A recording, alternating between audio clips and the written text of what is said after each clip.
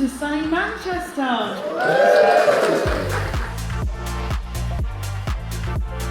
We're going to take some real time for you to reflect on issues of culture, of leadership, cultural intelligence, AI.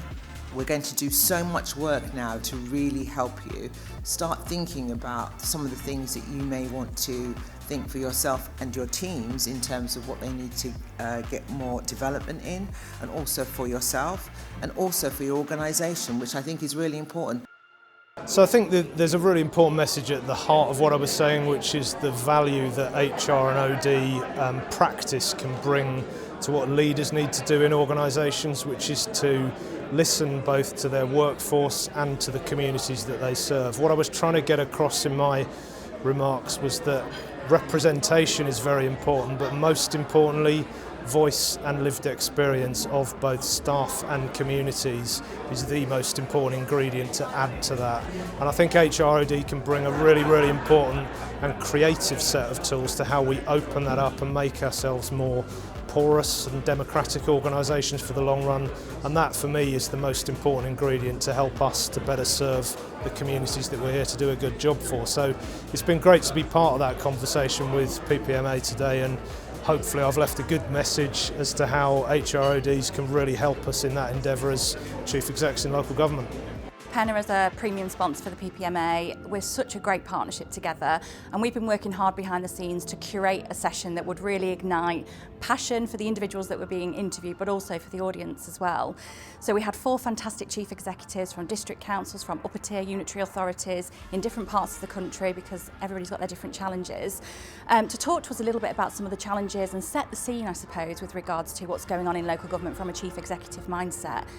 And what was great is that 3 of those individuals, well, all of them are fantastic leaders, but 3 of them had got a link back to the HR and OD profession.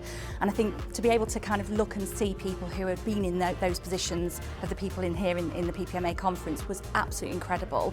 So the key takeaways for me, where we talked about community cohesion, EDI and inclusion being absolutely at the pinnacle point, which HR and OD practitioners are massively behind and championing. We also talked about the challenges with devolution and moving further away from that person on the ground, and actually the role of local authorities to really ignite that community passion and community voice, and what's needed to keep that conversation going as we move through devolution. We also talked about politics from an officer perspective with regards to not being cognizant of what's going on around us, and really tuning into the local politics that go into those sort of regional and national politics. So we talked a bit about the London space and the rest of the UK in that particular dynamic. And I suppose the call to arms at the end was fantastic to see around HR and OD practitioners have got a real voice in all of the change that we're embarking upon. Some of it's very frightening for a lot of people. HR and OD practitioners can really step into the fold to challenge, champion, support people through that change, help leaders make great people decisions in and amongst that change. And I think the room was absolutely raring to go. It was so exciting to see and hear and feel that passion from the top, but also across the room. And I suppose the final bit was the real sort of leadership element that really spoke to me. About some of our leaders were talking about what they do to switch off and unwind. So we had dog walking, we had bike riding, we had running, we had DJing and music. So we've got some hidden talent, I think, in those chief executives. But actually the importance to look after yourself before you can then look after everybody else. Fill your own cup up, and let's work together to help create a fantastic future. So my main takeaways are that last decade was very difficult for local government. There was a massive change in how funding was funneled towards the sector, how that money was then spent on services, increasing pressure on services from social care, from homelessness services. And I think unfortunately those pressures aren't going to go away now that we've got a new government. The government is trying to reform the system, but that doesn't necessarily mean lots of new money over the next few years. It will mean things like local government reorganisation, reforming the sources of funding for local government. But fundamentally, some of those pressures are still going to exist. People still need social care, people are still going to need homelessness services. And hopefully there'll be a way to address that in a more holistic, whole person kind of way. But for the minute, it's going to be quite difficult still, unfortunately. The things I'd really love people to take away from my session today, or actually maybe it's just one big thing and then a couple of things you can do about it, is just this need as leaders to sort of balance constant improvement of what we already do really, really well, with just some early stage experimentation and, or let's just call it trying some new things, recognizing it might not work, but that's okay. The watch out of doing constant iterative innovation or improvement is we may have already exceeded what people really value in that. When is good enough good enough? But if we then balance that with a bit of we're trying new things, recognizing that 80% of the time it doesn't work. 80% of ideas fail. So how do we, but recognizing that they fail even when they're executed really well. So what are we doing just to allow people to try some new things and then test the premise of that thinking before we worry about the execution of the actual idea itself. You know, a bad idea never hurt anybody. Execution of a bad idea, of course, can have negative impacts, but it's just an idea, it's just an idea. So where are we giving that spirit? And then as leaders, what do we do to drive those conditions? So one is, are we really taking psychological safety seriously? All I mean by that is, are we creating an environment where it's okay for people to be vulnerable, where they can speak up, where they can share things, where they can try things without the risk of it coming back to them or things like that? That's all I mean by that. Are we truly valuing thinking time as a business skill or an organizational skill? Most of us have a to-do list, not many have a to think about list. How do we reduce that guilt in people where they feel like if I'm not doing this, I'm not adding value? So how do we change some of that? And then also just recognizing that there are different mindsets that are required for different parts of our working process. You know, most of the time we're in exploiting mode, we're executing on what we already do really well.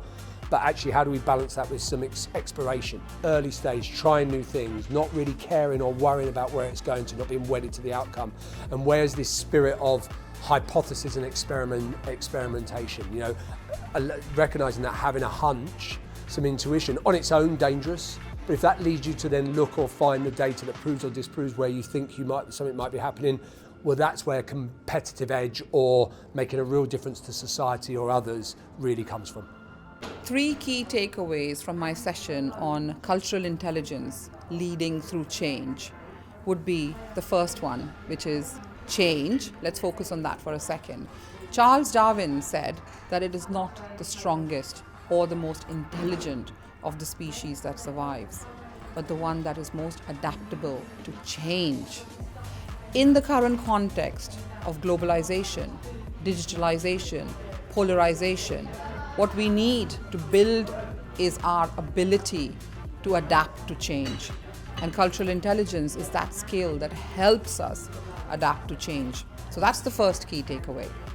The second one is that, again, in this world of absolute polarization right now, how can we come from a place of curiosity rather than judgment? So if we get an email that makes us feel disrespected, devalued, frustrated, can we sit back for a second or even overnight?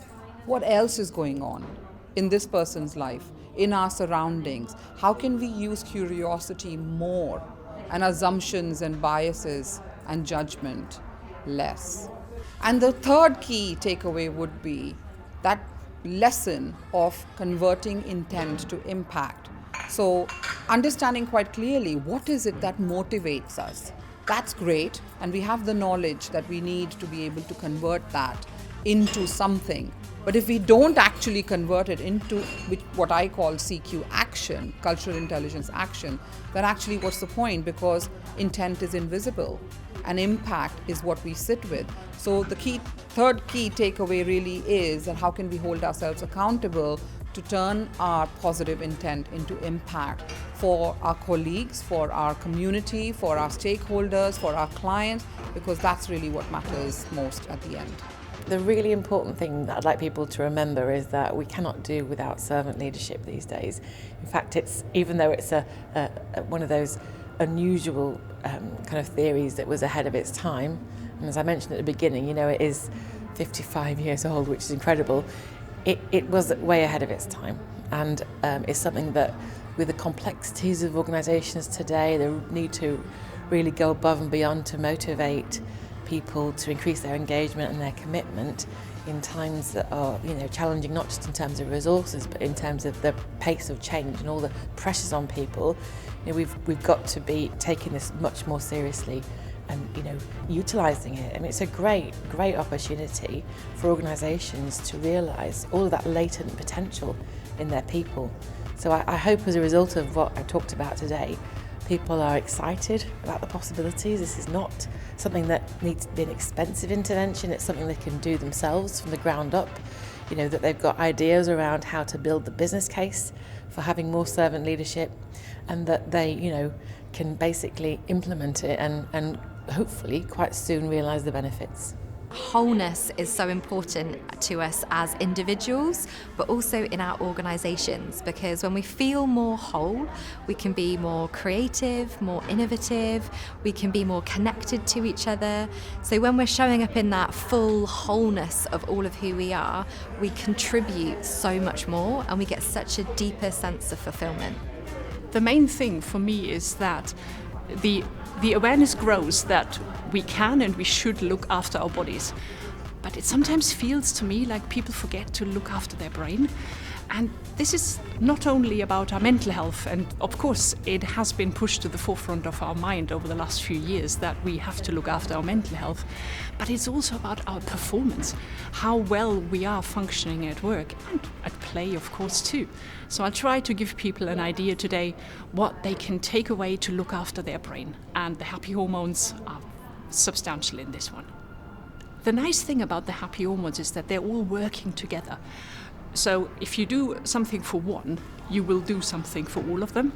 And I think what combines them all is probably the very easy one, is to spend 10 minutes outside in fresh air. No matter if it's raining or not. Yes, we are in the UK. It's not only sunlight, but daylight is good enough. 10 minutes outside, and that will really help your happy hormones.